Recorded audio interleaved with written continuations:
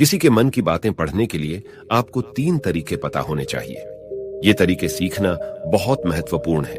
इन तरीकों को सीखकर आप आसानी से समझ सकते हैं कि कोई कैसा सोच रहा है। तो आइए मैं आपको गौतम बुद्ध की एक कहानी सुनाता हूं जो आपको दूसरों के मन को पढ़ने के तरीके सिखाएगी। बहुत समय पहले की बात है। एक छोटे से गांव में 2 भाई थे। बड़े भाई को अंधा था, इसीलिए वह हमेशा घर पर ही रहता था और छोटे भाई खेती करता था।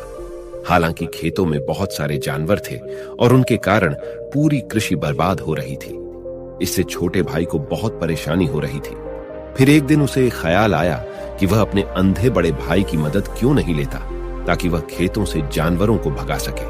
क्योंकि उसका बड़ा भाई अंधा था, वह खेत में बैठकर जानवरों की आवाज सुनते ही उन्हें डरा सकता था। इस तरीके से हमारी कृषि बच सकती थी। इस सब कुछ सोचने के बाद उसने अपने खेत में एक छोटा सा झोपड़ा बनाया और अपने अंधे भाई को उसमें रखा। उसने उससे कहा, भाई, अगर तुम किसी जानवर की आवाज सुनो तो जोर से चिल्लाओ और जानवर यहां से भाग जाएंगे। इससे हमारी फसलें बच जाएगी।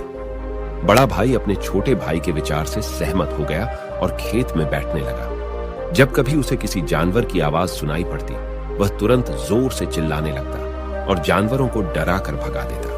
वे कई दिनों तक यह अभ्यास जारी रखते हैं। एक दिन एक हिरण उनके खेत में दौड़ रहा था और खेत को तोड़कर भाग गया। हालांकि एक राजा भी वहां था जो हिरण की पीछा कर रहा था। राजा का ध्यान अंधे भाई पर गया और उनसे पूछा, क्या तुमने यहां एक हिरण देखा है? जवाब में अंधे भाई ने कहा, मैं अंधा हूं, मैं कैसे हिरण देख सकता हूं? पर मैं तुम्हें इतना बता सकता हूं कि मेरी खेत से जो जानवर भाग गया है वह आपकी पीछा करने लायक नहीं है। आप अपना समय बर्बाद कर रहे हैं। राजा उस अंधे के शब्दों से चौंका हुआ था। उसे आश्चर्य हुआ कि अंधा यह कैसे कह सकता है कि जो हिरण मैं ढूंढ रहा हूं वह पीछा करने लायक नहीं है। तब राजा ने अंधे से कहा, क्या तुम मुझसे झूठ नहीं बोल रहे? एक ओर तुम कहते हो कि तुम अंधा हो और दूसरी ओर तुम यह दावा करते हो कि वह जानवर जो यहां से भाग गया है मेरे पीछे पड़ने के लायक नहीं है। फिर अंधा भाई ने कहा, ओ राजा, वह प्राणी जिसे तुम हिरण समझ रहे हो वह वास्तव में हिरण नहीं है। वह एक मादा हिरण है और मेरे ज्ञान के अनुसार वह गर्भवती है। मैंने कभी सुना नहीं है कि कोई राजा एक गर्भवती मादा हिरण की शिकार करता है। इसलिए मैं तुम्हें यह कह रहा हूं कि वह तुम्हारे पीछे पड़ने के लायक नहीं है। तुम्हें उसकी पीछा करने में अपना समय बर्बाद नहीं करना चाहिए। यह सुनकर राजा और भी हैरान हुआ। उसे समझ में नहीं आया कि अंधा यह कैसे जान सकता है कि वह गर्भवती मादा हिरण है। उसने सोचा कि कैसे एक अंधा यह जान सकता है मैं जिस हिरण की शिकार कर रहा हूं वह क्या गर्भवती है या नहीं। इस अद्भुत अंधे का इतना आत्मविश्वास के साथ कैसे कह सकता है? इसलिए मुझे इसे जांच करना होगा। इसलिए राजा ने सत्यता जानने का निश्चय किया और अपने कमांडर से कहा, कमांडर, मुझे चाहिए कि वह प्राणी जिंदा रहे, क्योंकि मुझे जांच करना है कि यह वाकई एक गर्भवती मादा हिरण है। यह अंधा आदमी इतनी आत्मविश्वास के साथ कह रहा है और मुझे यह सुनिश्चित करना है। जाओ और जांचो कि क्या वह एक गर्भवती मादा हिरण है। राजा के आदेश पर कमांडरों ने हिरण को पा करने के लिए चला गया। कुछ समय बाद जब वह लौटे तो राजा से कहा, राजा, यह अंधा आदमी पूरी तरह से सही कह रहा है। वह वाकई एक गर्भवती मादा हिरण है। इस सुनकर राजा हैरान हो गया। उसे समझ में नहीं आया कि यह अंधा आदमी कैसे जान सकता है कि वह गर्भवती मादा हिरण है। राजा के मन में कई सवाल उठे। आखिरकार राजा ने इस पर पूरी तरह से समझौता करने का निश्चय किया और अंधे से कहा, सुनो, मुझे यह नहीं पता कि तुम सचमुच अंधे हो या नहीं, लेकिन मैं तुमसे एक सवाल पूछने आया हूं। क्या तुम मेरे सवाल का सही जवाब दोगे? जवाब में अंधे ने कहा, राजा, आप मुझसे जो भी पूछना चाहेंगे मैं आपको सच्चाई से जवाब दूंगा। राजा ने कहा, देखो, एक ओर तुम कहते हो कि तुम अंधे हो और दूसरी तरफ तुमने मुझे कहा कि मैं जिस जानवर की मैं पीछा कर रहा था, तुम कहते हो कि वह गर्भवती मादा हिरण है और साथ में तुम्हें यह भी पता लगाता है कि तुम्हारे खेतों में जानवर कब आते हैं और कब जाते हैं। तुमने यह सब कैसे अनुमान लगाया? तब अंधा आदमी ने समझाया, सर, जब आप उस मादा हिरण की पीछा कर रहे थे तो उसकी गति और दौड़ते हुए आवाज से ही मुझे पहले से ही समझ आ गया था कि यह हिरण है और मेरी खेत की बांध काफी छोटी थी, उसकी ऊंचाई ज्यादा नहीं थी। अगर यह सामान्य हिरण होती तो वह आसानी से उस बांध को पार कर सकती थी, लेकिन वह हिरण ने उस बांध को तोड़कर भाग लिया था, और यदि वह बांध पार करने की कोशिश करती तो उसके संतान को खतरा होता। इसलिए मुझे समझ में आ गया कि वह गर्भवती है। इस व्याख्या को सुनकर राजा अंधे के विशेष ज्ञान और कौशल को देखकर चौंके हुए हैं। वह समझता है कि यह व्यक्ति अंधा होने के बावजूद अनोखी जानकारी और क्षमताओं से संपन्न है। राजा इसका लाभ उठाने का निश्चय करता है और अंधे से एक और सवाल पूछता है। राजा कहते हैं, तुम बुद्धिमान हो और तुम्हारी कई बातों की गहरी समझ लगती है।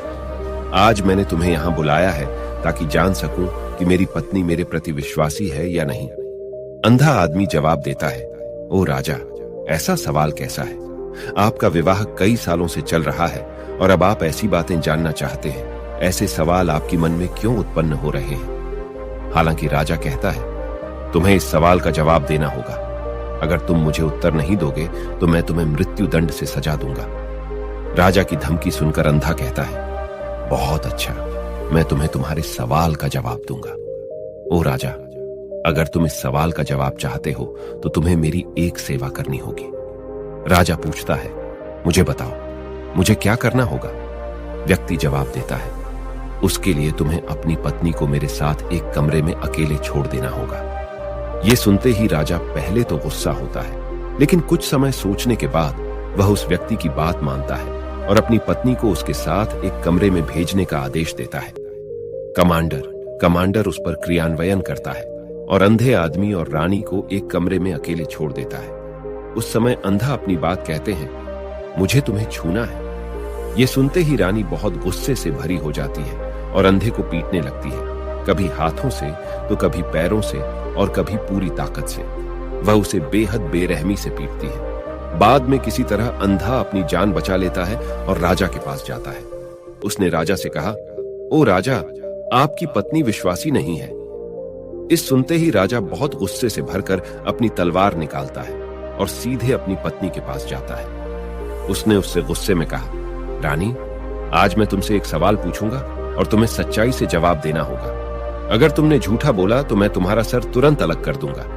फिर उसने पूछा, मुझसे कहो, क्या तुम विश्वासी हो या नहीं? इस पर रानी ने कहा, ओ राजा, तुम मुझे मार दो, लेकिन मैं विश्वासी नहीं हूं। राजा बहुत खुश हुआ क्योंकि वह सब कुछ जो अंधे ने कहा था वह पूरी तरह से सच था। इस सुनते ही राजा तत्काल अंधे के पास जाता है और पूछता है, तुमने कैसे जान लिया कि मेरी पत्नी विश्वासी नहीं है? अंधा उत्तर देता है, ओ राजा, यह काफी सरल है। मैंने आपकी पत्नी से कहा कि मैं उसे छूना चाहता हूं और वह इतनी रोष में आ गई कि मुझे मारने लगी। वफादार औरत कैसे किसी अन्य पुरुष को छू सकती है? जब मैंने उससे कहा कि मैं उसे छूना चाहता हूं, वह मुझे इनकार कर सकती थी, लेकिन उसने मुझे मारना शुरू कर दिया और उस प्रक्रिया में उसने मेरे पूरे शरीर को छुआ। अब तुम मुझसे बताओ, इस प्रकार की औरत विश्वासी कैसे हो सकती है? राजा कहता है, तुम बहुत बुद्धिमान हो। ठीक है, तो चलो आगे बढ़ते हैं। उसके बाद वह जोर से कहता है, एक और सवाल का सही जवाब दो और मैं तुम्हें यहां से जाने दूंगा। राजा फिर पूछता है, मुझे बताओ, क्या मैं सचमुच मेरे पिता का बेटा हूं या किसी और का? इस पर अंधा आदमी उत्तर देता है, ओ राजा, इससे तुम्हारा क्या लेना देना है? चाहे आपके माता पिता कौन हो, आप इस राज्य के राजा हो, तो इस सवाल को छोड़ दो। लेकिन राजा जिद करता है, नहीं, मुझे इस सवाल का सटीक जवाब चाहिए, वरना यह सवाल मुझे हमेशा परेशान करेगा। इसलिए मैं सच्चाई जानना चाहता हूं। अगर तुम सही जवाब दोगे तो मैं तुम्हें यहां से जाने दूंगा। अंधा आदमी उत्तर देता है, ओ राजा, मेरे लिए इस सवाल का उत्तर देने के लिए तुम्हें अपनी मां के पास जाने की कोई आवश्यकता नहीं है। मैं अभी बता सकता हूं कि तुम किसके बच्चे हो, लेकिन उससे पहले मैं चाहता हूं कि तुम मुझसे वादा करो कि तुम मुझसे गुस्सा नहीं करोगे। राजा कहता है, हां, मैं वादा करता हूं कि मैं गुस्सा नहीं करूंगा। फिर अंधा आदमी जवाब देता है, ओ राजा, मैं तुम्हें बताने की आवश्यकता नहीं है कि तुम सचमुच अपने पिता के बच्चे हो। मैं तुम्हें अब बता दूं कि तुम मेरे स्वामी, राजा और परमेश्वर के पुत्र हो। मैं वादा करता हूं कि मैं आपसे गुस्सा नहीं होऊंगा। फिर अंधा राजा से कहता है, तुम सचमुच अपने पिता के बच्चे हो, लेकिन तुम एक कंजूस व्यापारी की छाया में भी हो। यह सुनते ही राजा बहुत खुश हो जाता है और तत्काल अपनी मां के पास जा जाता है। उससे कहता है, मां, कृपया मुझे सच बताओ, क्या मैं सचमुच अपने पिता का बच्चा हूं या किसी अन्य का? अगर तुम मुझे सच नहीं बताओगी तो मैं यहां ही अपनी जान दे दूंगा। मुझे सच बताओ क्या है। राजा की मां कहती है, पुत्र, तुम सचमुच अपने पिता का बच्चा है, लेकिन तुम एक कंजूस व्यापारी की छाया में भी हो। जब मैं नहाकर अपनी आवश्यकता अनुसार देख रही थी तो मैंने तुम्हारी ऊपर कंजूस व्यापारी की छाया देखी। यह सुनते ही राजा बहुत खुश हो जाता है और तत्काल ही अंधे के पास लौटता है। उससे पूछता है, तुमने कैसे जान लिया कि मेरी ऊपर कंजूस व्यापारी की छाया थी? अंधा जवाब देता है, ओ राजा, आप मुझसे कई सवाल पूछते हैं और मैंने सभी के सही उत्तर दिए हैं। अगर आप कोई अन्य राजा होते तो मैंने अब तक कई पुरस्कार प्राप्त कर लिए होते, लेकिन आपने मुझे कुछ नहीं दिया। मैंने अब तक एक भी पैसा नहीं लिया है। इसी से मैंने अनुमान लगाया कि आप बहुत कंजूस हैं। यह सुनकर राजा हंसते हुए कहता है, जो भी तुम मांगोगे मैं जरूर दूंगा, लेकिन मुझे बताओ, तुम कैसे जान लेते हो क्या सही है और क्या गलत, और तुम इतने सटीक और निष्कलंक उत्तर कैसे दे सकते हो? अंधा आदमी कहता है, ओ राजा, मैं प्राकृतिक रूप से अंधा हूं। अगर मेरी आंखें होती तो मैं किसी के विचारों को आसानी से समझ सकता। मन का अपनी भाषा होती है और इस भाषा को किसी के शरीर की क्रियाओं में देखकर समझा जा सकता है। व्यक्ति की आंखों, होठों, काम करने के तरीके और उनकी गतिविधियों को देखकर हम समझ सकते हैं कि उसके मन में क्या चल रहा है। इस पर आधारित हम किसी की विचारों को जान सकते हैं। लेकिन मैं अंधा हूं, इसलिए मुझे क्रियाओं के माध्यम से जानना पड़ता है। अगर मुझे कुछ जानना होता है तो मैं अगले व्यक्ति को कार्य सौंपना पड़ता है। देखना होगा कि वह कैसे काम करता है और उसके आधार पर मैं समझ सकता हूं कि उसके मन में क्या चल रहा है। इस सुनते हुए राजा पूछता है, क्या इसका मतलब है कि मैं भी किसी के विचारों को जान सकता हूं? इस पर अंधा आदमी कहता है, बिल्कुल, आप भी किसी के विचारों को समझ सकते हैं, लेकिन उसके लिए आपको पहले अपनी आत्मा पर काम करना पड़ेगा, और वह काम है अपनी मानसिकता को शांत करना, अपनी मानसिकता को वर्तमान में लाना। इसके लिए आज मैं आपको 3 तरीके बताऊंगा, और ये 3 तरीके बहुत ही सरल और आसान हैं। लेकिन राजा, इससे पहले आपको एक चीज करनी होगी, अपनी मानसिकता को संकेंद्रित करें। हम जब अपनी मानसिकता को संकेंद्रित करते हैं तब हम दूसरों के विचारों को समझ सकते हैं, क्योंकि वह व्यक्ति वर्तमान में सोच रहा है, और हमें भी अपनी मानसिकता को वर्तमान में लाना होगा, तभी हम उनके विचारों को समझ सकते हैं।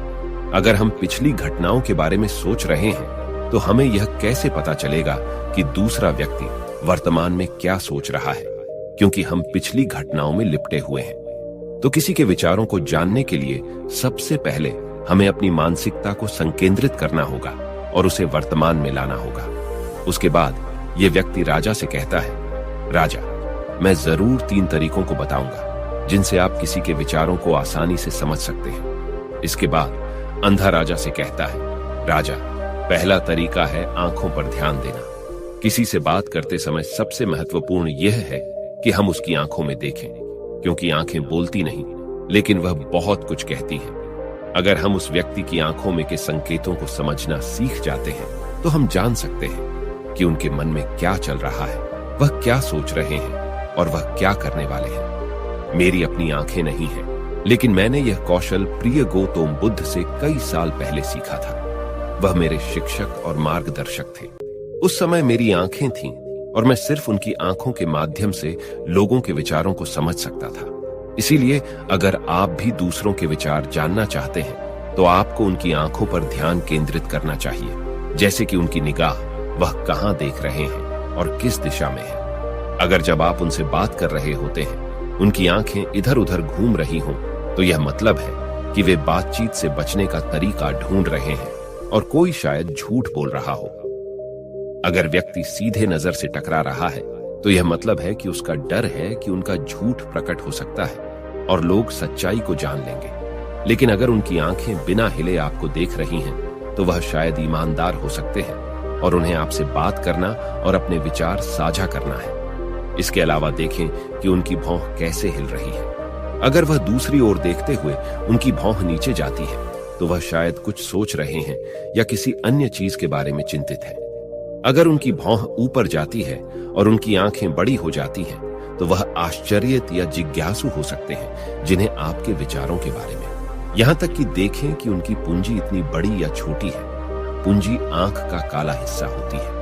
अगर पूंजी बड़ी होती है तो यह मतलब है कि वह आपको पसंद करते हैं या आपके कहे को पसंद कर रहे हैं। वह उत्साहित या खुश हैं। अगर पूंजी छोटी होती है तो यह मतलब है कि वह आपको पसंद नहीं करते हैं या आपके कहे को पसंद नहीं कर रहे हैं। वह असहज या गुस्से में है। इसके अलावा देखें कि उनकी आंखों की सफेदी कितनी लाल है या कितनी सफेद है। आंख का सफेद हिस्सा स्क्लेरा कहलाता है।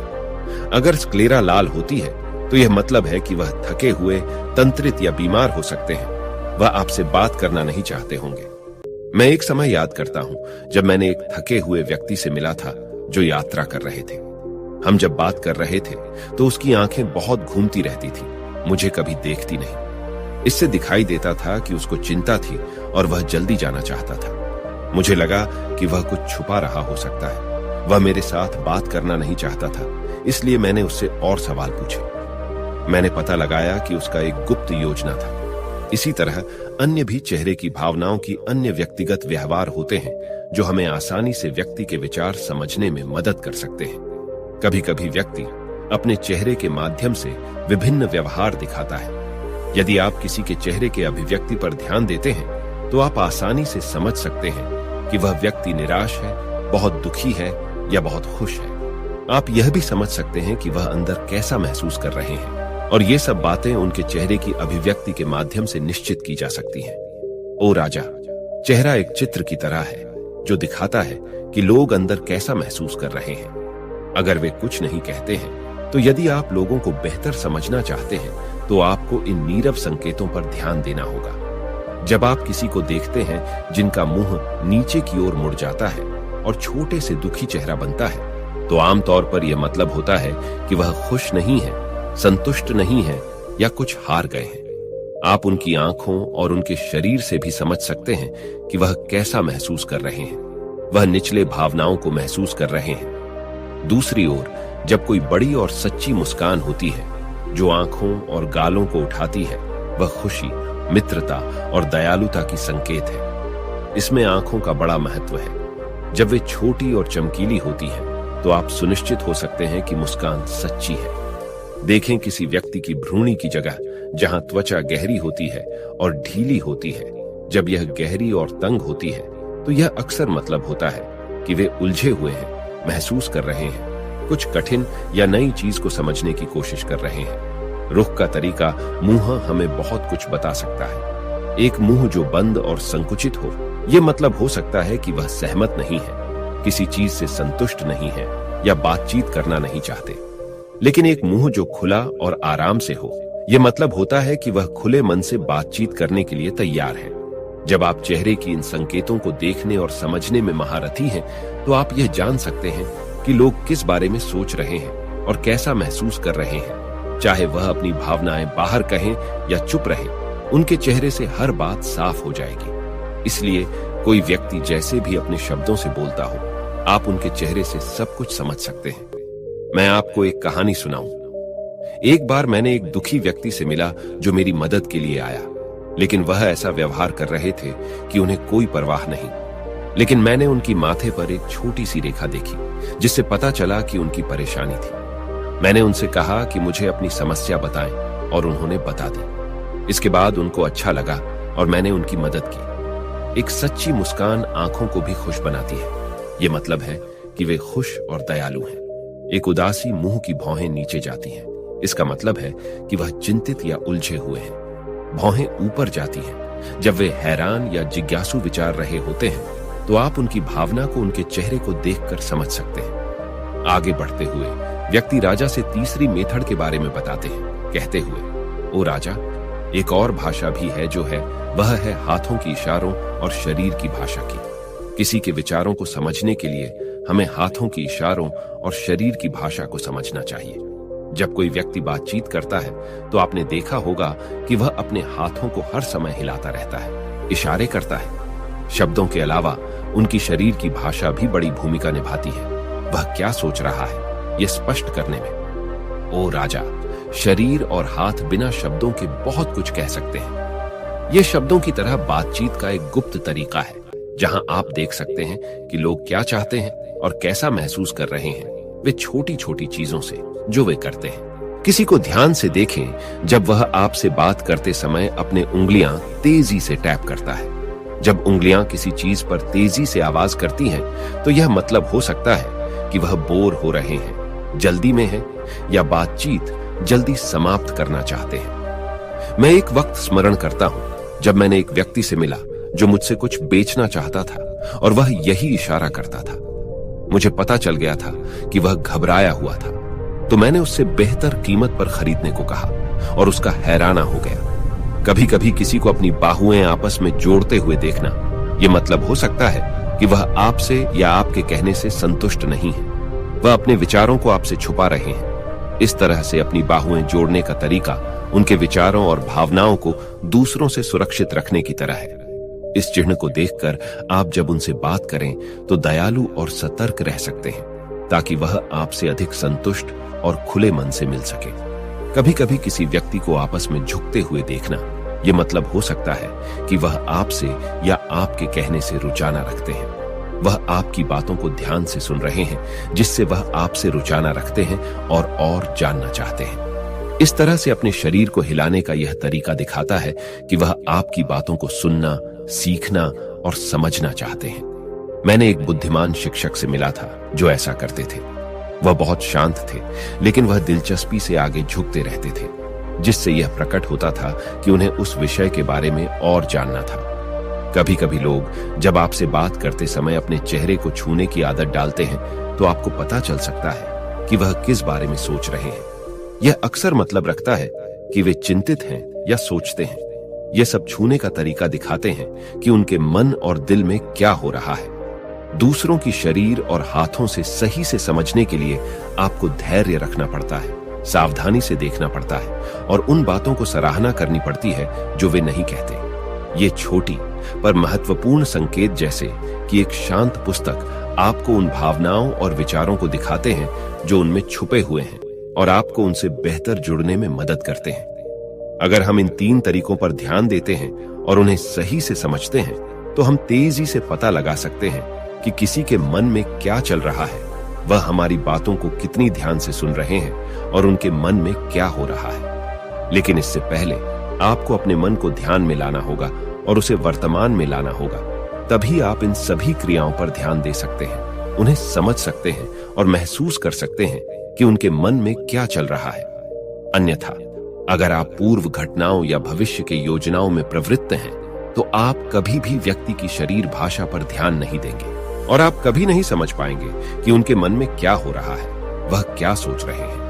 आपने कई महान संतों और ज्ञानी व्यक्तियों को देखा होगा जो आपको शांति से देखते हैं और आपको बता सकते हैं कि आपके मन में क्या चल रहा है, आपने उनसे क्या सीखा है।